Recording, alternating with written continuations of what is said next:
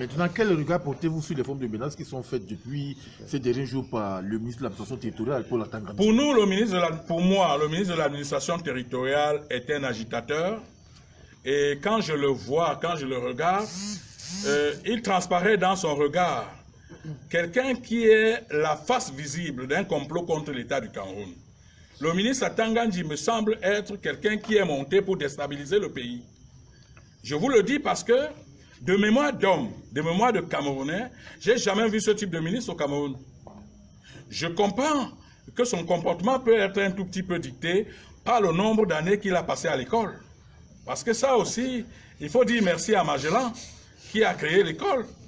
Ça, ce comportement peut être dicté par ce genre, par cette histoire-là. Mais par Charlemagne, pardon.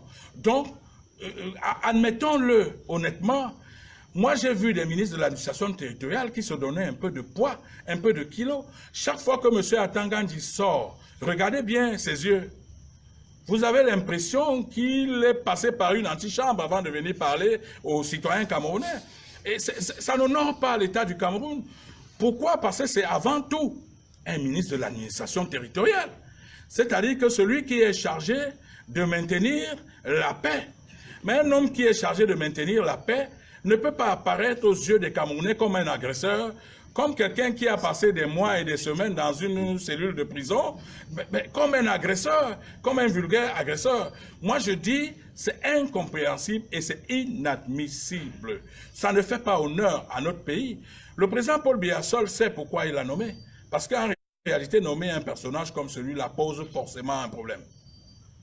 Je dis que ça ne vend pas l'image du Cameroun. Pour votre gouverne, j'ai discuté avec une journaliste d'un journal célèbre dans le monde, basé en France, qui est au Cameroun, qui m'a dit, j'ai pris part à la conférence de presse de votre ministre, mais j'avoue que j'ai voulu sortir parce que de mémoire de journaliste, j'avais jamais vu un ministre se comporter de la sorte. Monsieur Atanga Ndji menace tout le monde, mais il est même allé jusqu'à menacer mon candidat. Vous voyez, on est dans un pays terrible. Un pays où un ministre de l'administration territoriale, comme Atanga Ndji, peut prendre sur lui d'apostropher un agrégé, un professeur que beaucoup de pays dans le monde sont encore depuis 60 ans en train de fabriquer. Je dis qu'il y a des pays dans cette Afrique qui sont encore en train de fabriquer l'équivalent de Maurice Kamto. Mais nous sommes dans une situation où, alors que nous n'avons pas de manière exacte le nombre d'années du ministre de l'administration territoriale, le nombre d'années passées à l'école, nous n'avons pas de manière exacte sa traçabilité académique. Mais vous voyez ce monsieur, parce qu'il est couvert par un décret du président de la République, prend sur lui de ridiculiser un candidat, et qui plus est, un candidat de grande facture, un candidat de forte épaisseur, comme le professeur Maurice Kamto. Il était donc urgent que je sorte pour rappeler au ministre Atanga Ndji que mon candidat n'est pas un vendeur de soya au quartier. Mon candidat est un professeur des universités universelles, c'est-à-dire qu'il enseigne aux États-Unis, il enseigne en France, il enseigne partout. Je redis, il y a des États qui sont encore en train de fabriquer des gens de l'espèce de Maurice Kamto. Et ça, je ne peux pas tolérer en tant que directeur de campagne que le MINAT dise des choses aussi graves. Il est même allé, croyez-moi, jusqu'à dire que c'est son sous-préfet qui va s'occuper de Maurice Kamto. Mais vraiment, quand je l'ai entendu dire ça, deux choses me sont venues en tête. Ou alors M. Atanga Ndji a l'équivalence intellectuelle de la fonction qu'il occupe, auquel cas il sait de quoi il parle, ou alors il n'en a pas, auquel cas M. Biya a dû se tromper. Parce que vous ne pouvez pas, alors que vous êtes ministre de l'administration territoriale, dire qu'un sous-préfet va s'occuper d'un candidat. M. Atanga Ndji, pour sa gouverne, et ça il faut qu'il aille lire les cours de droit administratif, un sous-préfet n'a pas de pouvoir pour signer un mandat, n'est-ce pas, un mandat de garde à vue administrative contre quelqu'un. Le sous-préfet n'a pas ce pouvoir. qu'il soit donc dit à M. Atangandji, peut-être pas des répétiteurs qu'il va prendre ces jours-ci pour le poste qu'il occupe, que seuls les préfets signent donc des mandats administratifs, des mandats de garde à vue administratifs. Mais M. Atangandji ne s'est pas seulement arrêté à ce niveau. Il m'a même menacé, moi. Je dis, ok, moi je suis un prisonnier. Oui, ok, je suis un prisonnier, j'ai mis 8 ans en prison, mais il me semble que c'est mon ancien copain de prison, c'est-à-dire qu'il a aussi mis 8 ans de prison comme moi. Et donc, on peut s'expliquer comme des anciens prisonniers, lui et moi. Mais en réalité, je ne peux pas accepter qu'il froisse un professeur de rang émérite comme le professeur Maurice Kamto. Ça, il était important que je sorte pour faire cette mise au point. Maintenant, je voudrais apprendre à l'opinion nationale que M. Atangandji ne sait pas, pour lui dire de conseiller rapidement à son fils de quitter derrière Kamto, de quitter Kamto. Vous pouvez imaginer ça? Mais quand je regarde le visage de Valsero, ce grand patriote, il se dégage qu'il est quand même majeur. Et qu'un père n'a donc rien à dire à un majeur. Même en pays bêtis, les Camerounais doivent savoir que M. Atangandji l'a fait il y a quelques heures. Il a appelé le père de Valsero.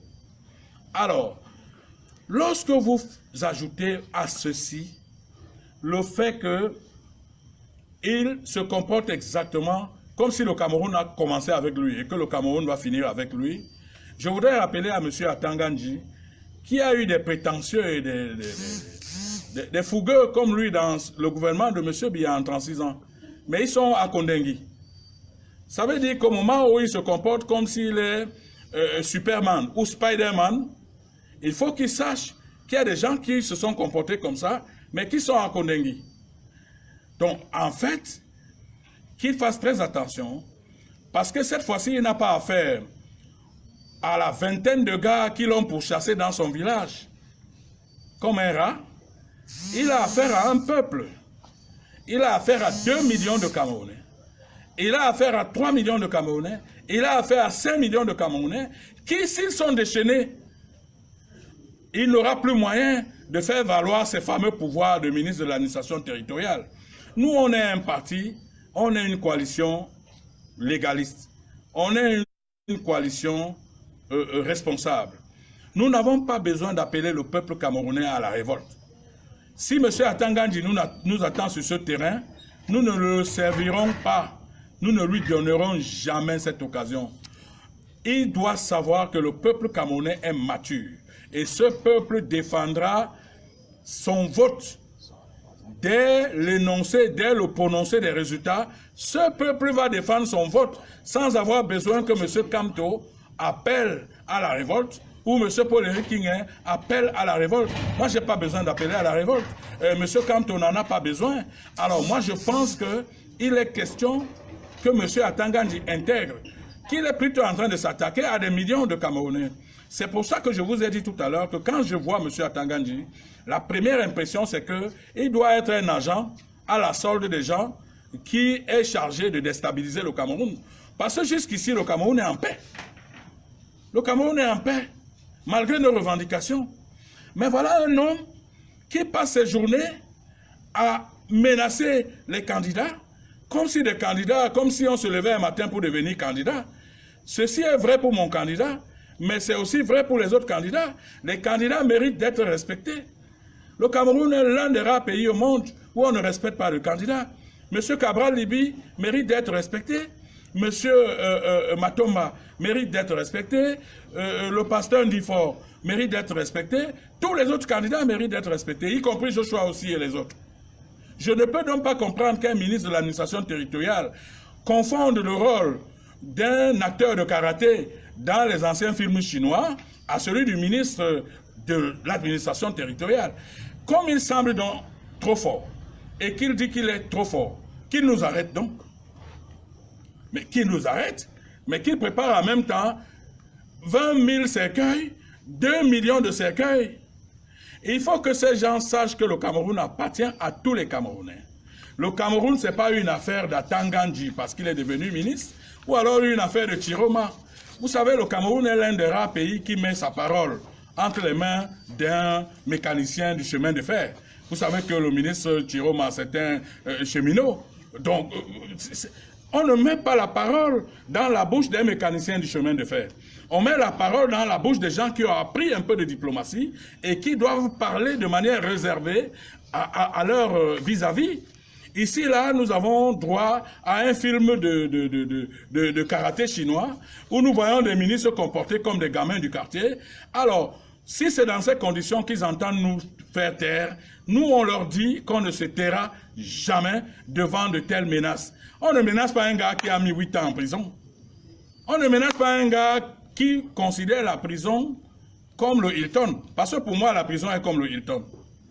Il m'envoie là-bas, c'est qu'il m'a envoyé au Hilton. Mais je suis sûr que s'il m'envoie là-bas, il y aura beaucoup de kings qui vont se lever de part et d'autre pour demander des comptes. Les Camerounais ont donc le droit de revendiquer leur vote et qu'ils revendiquent leur vote. Ils n'ont pas besoin de nous. Nous, on ne donnera jamais de mot d'ordre pour que les votes soient revendiqués. Le peuple camerounais est mature. Croyez-moi, sur l'ensemble du territoire, les Camerounais sont prêts à revendiquer leur vote. Et nous demandons à ces gens-là de revendiquer leur vote.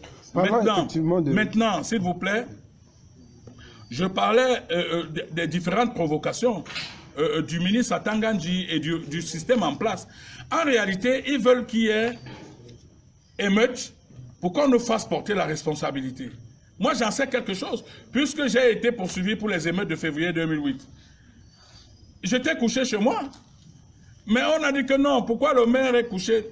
Il est certainement couché parce qu'il savait qu'il y a quelque chose dehors. Et on m'a condamné. C'est ce qu'ils sont en train de rechercher. Mais nous, on ne les servira pas. On ne leur donnera pas cette possibilité. Parce que, voyez-vous, ils multiplient des provocations chaque jour. Vous savez, par exemple, qu'à Banganté, les représentants du MRC ont été chassés des salles. Vous savez qu'au nord-ouest, qu'à Garoua, à Maroua, à l'est, et même à Genève, les représentants du MRC ont été chassés des bureaux de vote. Voici des gens qui disent vouloir gagner une élection, mais ils ne veulent personne d'autre pour les contrarier, alors que les règles du jeu demandent qu'il y ait des représentants des autres partis dans des bureaux de vote.